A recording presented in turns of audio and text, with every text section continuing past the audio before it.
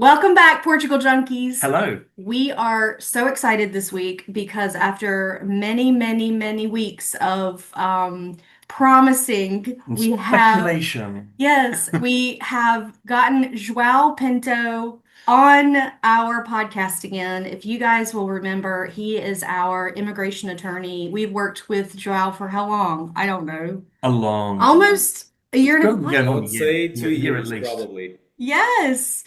And we just adore him, and we're so excited to highlight what he does Yeah. again on the podcast. There is a prior podcast with Yeah, Joao, go search it. August, Oh gosh, I think it's August of last year. you got me. I know. We were actually in Tavira. You remember? We were in Tavira at Oh, at the Tavira Tiver Place house. or Tavira House, and we were trying to get our stuff set up, and we didn't have our right equipment. It Well, was it was just just a bit of it was a bit crazy, of a show. but we still got it out. Yeah. So welcome, Joao. We're so glad to have you back. Thank you so much, Meredith and Mark. It's a pleasure to be here with you today. And of course, I'll be looking forward to discuss the points that you would like to share with your listeners. For me, it's very Yeah. important to be here so our work and also the services that we provide can reach the other part of the Atlantic and That's Yeah, right. potentially absolutely. make some other US expats feel that Portugal will be the right home for them. Destination. We also will take some time today to discuss some points that are currently in discussion in Yeah. the Portuguese community, specifically in the Portuguese Parliament, that will for sure bring some changes to the immigration community. So we will be ready today to access all of those points in detail and Yeah. also to share our views and our thoughts about what can potentially happen on these points. Yeah. I love it. I think it's just really important that, there's a lot of information out there and some of it completely unreliable. It's true. Exactly. Depending on where you So this, look and who you listen to, etc. And it's one of the reasons why Meredith and I, we haven't done anything. We haven't spoken about it. We may have muted the point that things are changing or there was a proposal put forward, but we haven't put anything out there that depicts what's going to happen because we truly don't know. There's a lot of people out there that do, a lot of people that do podcasts and on the Facebook forums and things, and that's fine. But I think ultimately the best source is always going to come from a qualified legal perspective, AKA Joao Madeira aka Pinto, your good self. AKA your good exactly. self. Otherwise, So you may be with missing a lot of information. Yes. For yeah, sure. so I I've think even seen this week where people who came out and oh, said, yeah, this is what's going to happen without really knowing. they're never Now they're going having to back. backtrack and go, oh, just kidding. It didn't go the way we thought. Or they've gone very quiet. That's right. Exactly. Because people they predict that what they see on the news, they take that for As Yes. being granted, what's going to happen. and we will see that it's not exactly like that. Yeah, and I also feel like as an immigrant and a recent immigrant, I'm still just trying to figure out how the government is Operates. operates, right? Like, we're so used to what we're used to in the UK and how it works in the US, and we read what we're starting to understand, but like there's limitations to my knowledge about how the actual proposals move forward and all that other stuff, which Yeah. is not the goal to talk about today. But I do think it's important that we get perspective from someone like you, who you're working in it every single day, and like you've got your thumb on like the pulse of what is actually happening. So give us an overview. Yeah. What has been changing?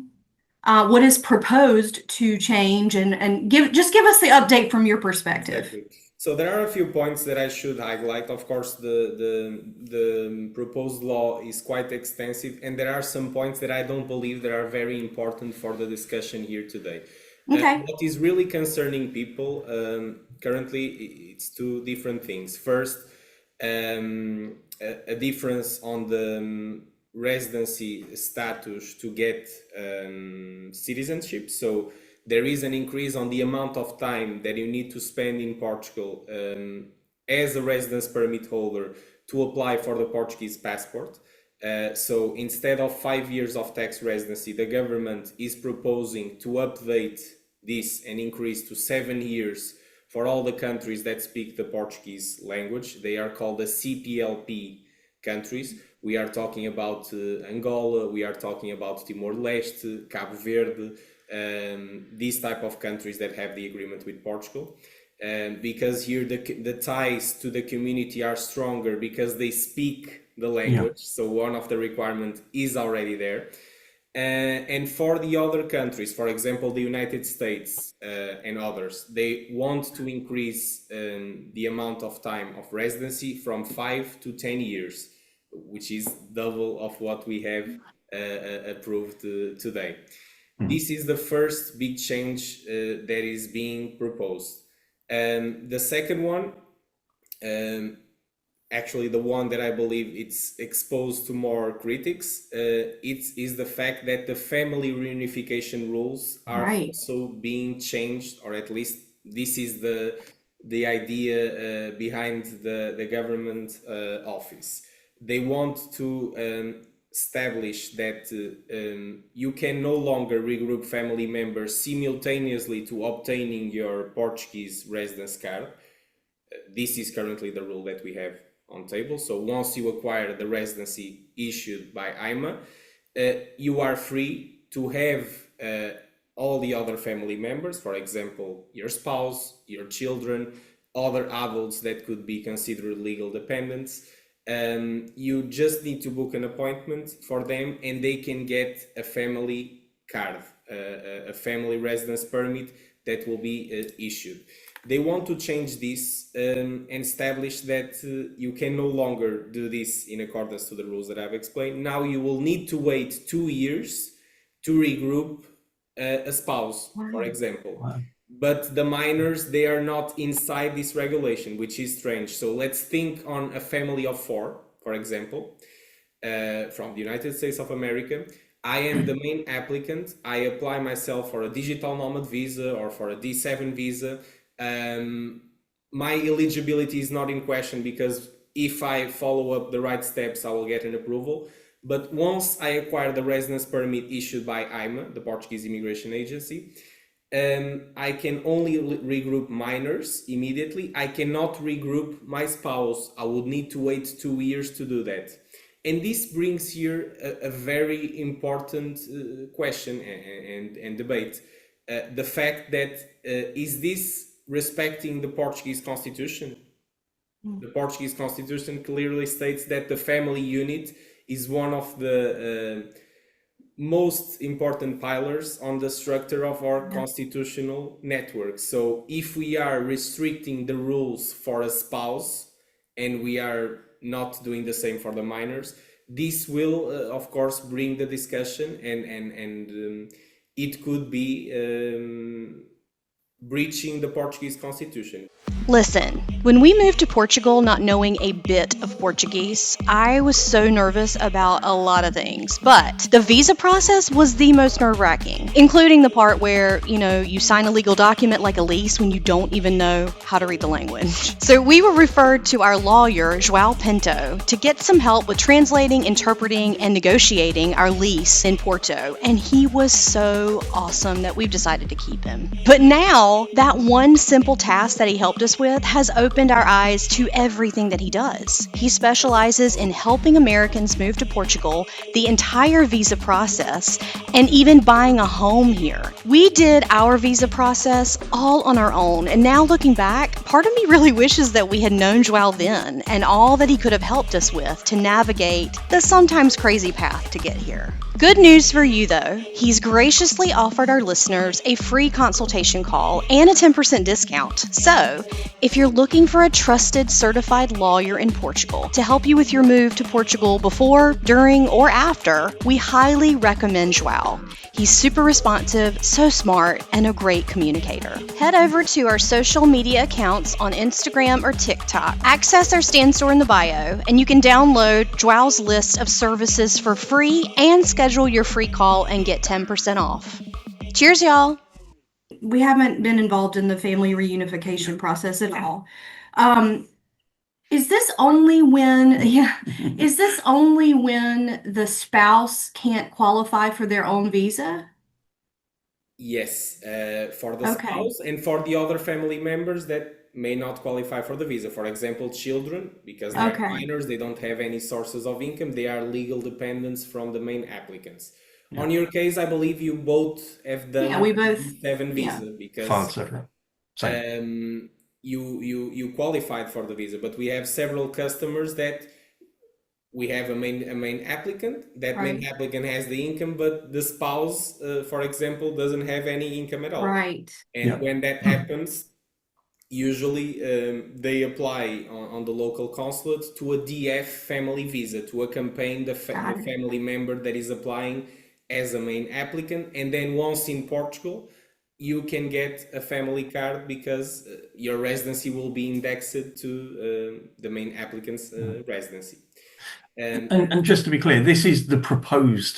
right, These are all proposals. These don't currently sit as law. right, Yes, currently they don't see that as law, and why? Because this was only a proposal, and this is where the misinformation starts. People start reading posts and news online, and they take that for granted because they don't understand the system, and I don't blame them because most of people are not qualified to understand right, specifically the terms that we are discussing here today. That's why it's important to always rely on people that are capable to provide this support.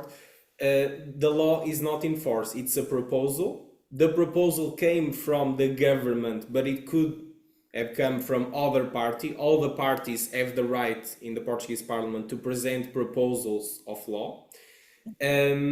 And this proposal was in debate last Friday on the 4th or 3rd of July. And the other parties, they didn't want to vote because they all wanted the Constitutional Commission to evaluate these law terms Yeah. and to make sure they can do a wording around this law. And then after the wording and the drafts are made on the proposed text, they will sit together and they will evaluate to see what is their position in terms of votes. We can tell you that the second major force, the second major political party, is known, it's called Chega, if you don't know, it's known to not be very open to immigration politics. So they we'll will, call it what it is. It's a right-wing organization. exactly, I mean, we're dealing with this in the States as well. And I'm not reflecting Joao's point of view. We're reflecting our point of view. The Chega party is a very conservative right-wing exactly, political Leaning. party that is growing in Portugal, in terms of their representation in the government. Is that correct? exactly. Okay, Okay. that's the way I put it. So But for people, there, any American listening to this is going to be like, oh, okay, so yes, they're putting forth tighter immigration proposals, very similar to what things are happening in the U.S. Yeah, but Yeah, again, it's no different to the ADP in Germany. It's no This is- different yeah. to exactly. Marine Le Pen's So this France. is growing all over the world. This Right. Yeah. this Right. ideology, and now, of course, it's a reason for the rest, Portugal and the rest of the world, to be concerned, because the two main parties in Portugal were always PS and PSD, and now PS lost the second position to Chega, so we can see Right. that they are turning a little bit more dominant than expected. But I would not focus specifically on that. I believe the main idea that I would like to share is explaining people why these measures or some of the measures can make sense. There was Yes. an high immigration flux to Portugal starting specifically from 2015 ahead. Year after year, we are beating records of the year before. So the immigration flux is running at high pace. And we had an immigration program that is now extincted that let people enter in Portugal without any visa. And then if you found a job, if you open a business and you prove that you have enough stable resources to live in the country, you could lock your files for residency to acquire a resident card. this created uncontrolled immigration. Why? Because people immediately heard of Portugal as an easy country as a getaway to enter in Europe, and we started receiving people from more undeveloped countries, and this started to create a backlog and a bubble that now is being very difficult to react and to take care of. That's why we have currently problems with the immigration agency, and they are running with delays, so people can understand the background behind all of that.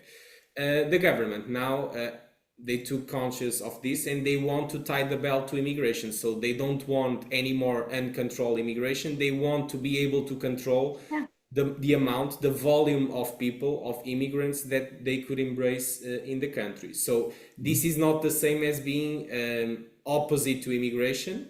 They believe immigration will add value to the community, but they are sticking to filter the amount of new immigrants that are coming in. Otherwise, our system could collapse because we don't. Well, we're feeling it. Yeah, logistics. We're feeling it as well. So I totally get what you're saying. It's like logical, steps and resolution to an obvious issue, right? Like it's obviously like creating that bubble like you were talking about that's causing issues, which is why you're seeing a rise of, I think, this need for change, but like There has to be a way of there has getting to be stability. change. Yeah, I totally get that because we all know as well that it's, that the impact of immigration on housing and all of those things for everyone, but really for Portuguese, right? We recognize that it's a big problem, right? And so there's got to be something to be done, but yeah. So, I mean, I've got one question that you may or may not be able to directly give an answer to, but I think it's probably one of the biggest ones that's on people's minds, especially that already have a TRC, that are in between they've got the TRC, they have it either yet to complete their 2 year or whatever status. Do you think, by what is written, that anything that comes into force, will that retroactively apply to people that are in this? So for us, for instance, we're waiting for our 2 year in February, I think it is. Okay.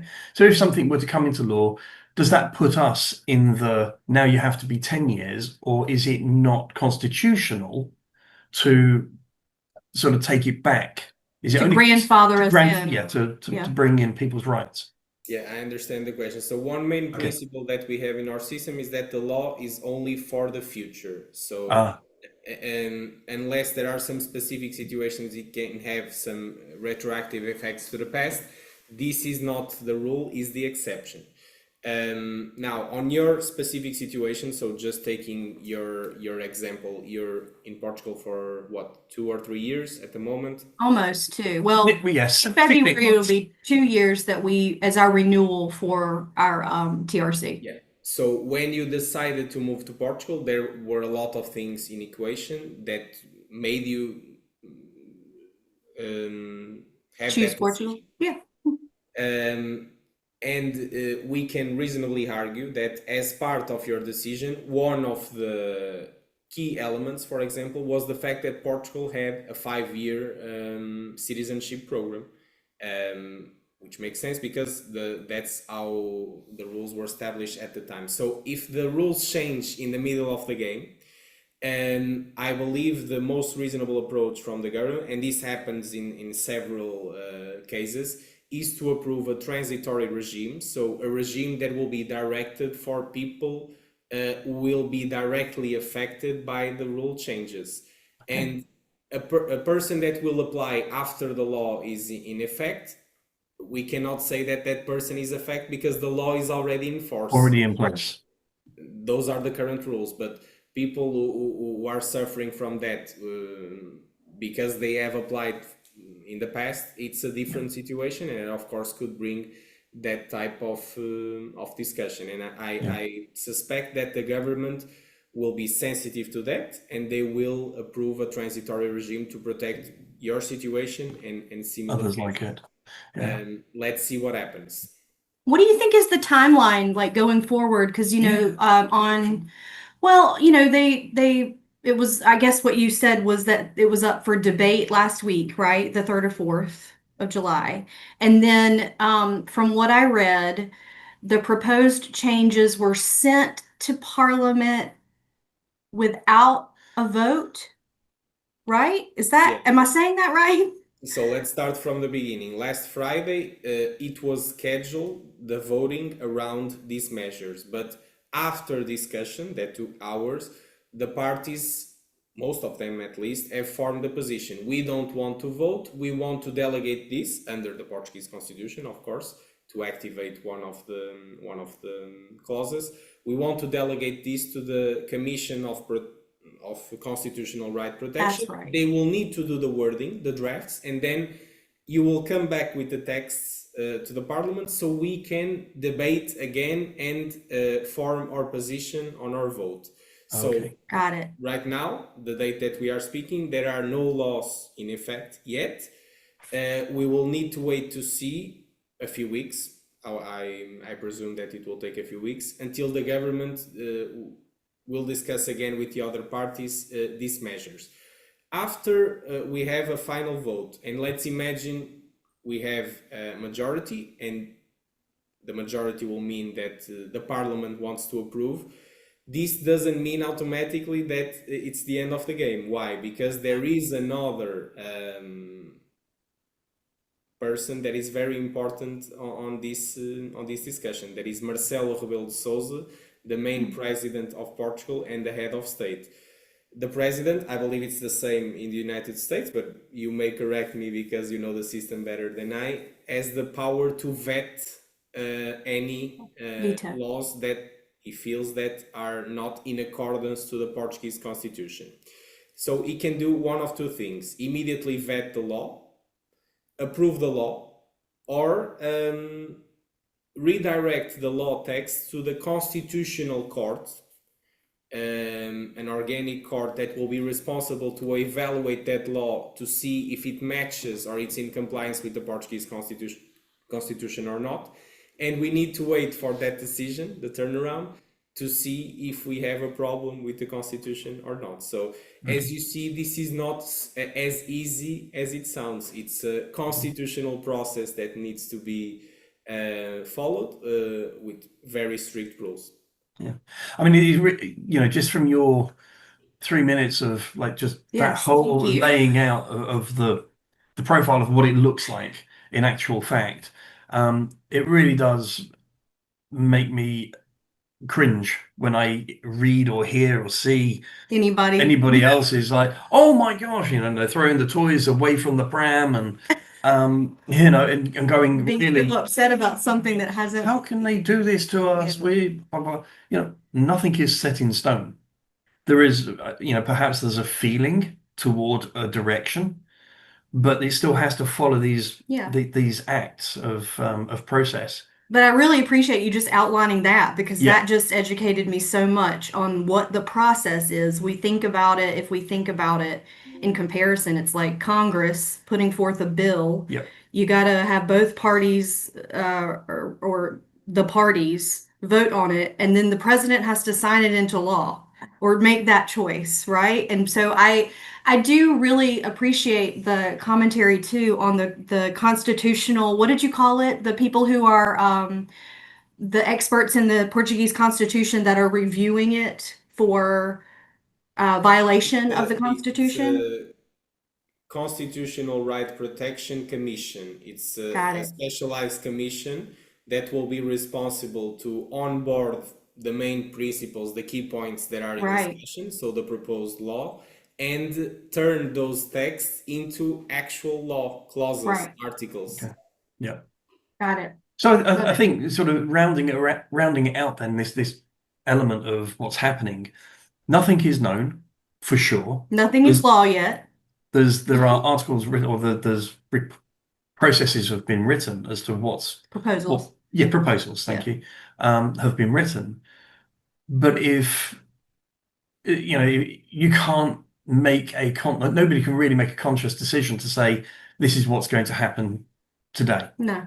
No, what we can have right now is a prediction, and my prediction, that is just my prediction, is that in regards to the Portuguese citizenship new rules, since Chega is the second major force in Portugal currently, and the proposed changes are being made by the main party, PSD, we can reasonably believe that they will be on their side, and with the number of members that they have on the parliament, could be enough to approve, because they have an high representation on the total percentual of the parliament. But it's just the case then, if that prediction is true, it's just really a case of how it is written or what actually it means and defined by constitutional and agreed by Parliament, etc. Exactly, because one thing is having the approval, the formal approval. Any law can have that approval, but then we need to see if that law is going to be approved first by the Portuguese head of state, Marcelo Rebelo de Sousa,